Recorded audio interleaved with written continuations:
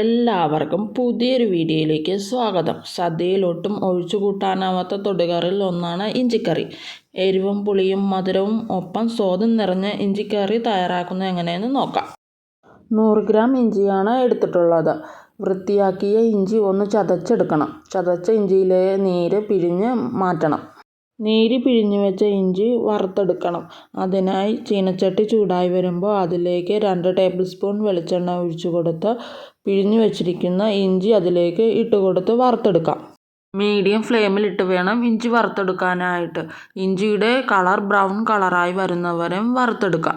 വറുത്തെടുത്ത ഇഞ്ചിയിലേക്ക് 2 cup തേങ്ങ ചിരകിയത്, 3 ചെറിയ ഉള്ളി ചെറുതായിട്ട് അരിഞ്ഞത്, 3 വെളുത്തുള്ളി ചെറുതായിട്ട് അരിഞ്ഞത്, 1 തണ്ട് കറിവേപ്പില എന്നിവ കൂടി ഇതിലേക്ക് ചേർത്ത് വറുത്തെടുക്കണം.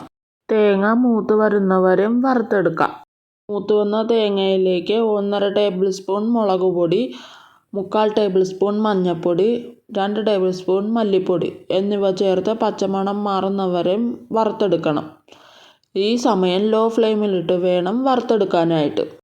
ചൂടാറിയതിനു ശേഷം ഇതൊന്ന് അരച്ചെടുക്കാം. ചെറുനാരങ്ങയുടെ വലിപ്പത്തിലുള്ള വാളൻപുളി കുതിരാനായി വെള്ളത്തിൽ ഇട്ട് വെച്ചിട്ടുണ്ട്.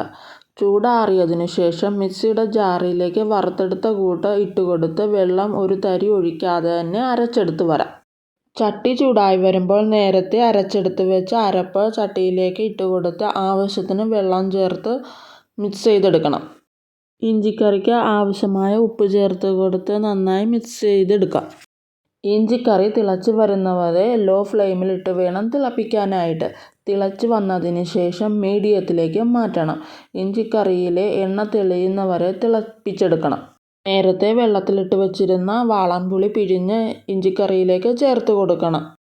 വീഡിയോ കണ്ടുകൊണ്ടിരിക്കുന്ന സമയത്ത് നിങ്ങൾക്ക് വീഡിയോ ഇഷ്ടമാകുകയാണെങ്കിൽ ലൈക്ക് ചെയ്യാനും എൻ്റെ ചാനലിന് സബ് ചെയ്യാനും മറക്കരുത്. എണ്ണ തെളിഞ്ഞ് വന്ന ഇഞ്ചിക്കറിയിലേക്ക് 1/4 കപ്പ് ശർക്കരപ്പാനി ചേർത്ത് കൊടുത്ത് മിക്സ് ചെയ്തെടുക്കാം. ഈ ഇഞ്ചിക്കറിയിലേക്കുള്ള വറ തയ്യാറാക്കാം.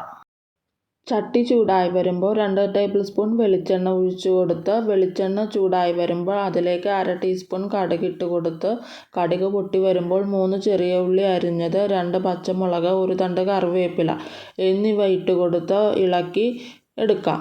ഈ വറ ഇഞ്ചിക്കറിയിലേക്ക് ചേർത്ത് കൊടുക്കാം. ഈ വീഡിയോ നിങ്ങൾക്ക് ഇഷ്ടമായെന്ന് വിചാരിക്കുന്നു. നിങ്ങളുടെ അഭിപ്രായങ്ങൾ കമൻറ്റ് ബോക്സിൽ രേഖപ്പെടുത്തണേ. പുതിയൊരു റെസിപ്പിയുടെ വീഡിയോയുമായി വീണ്ടും കാണാം.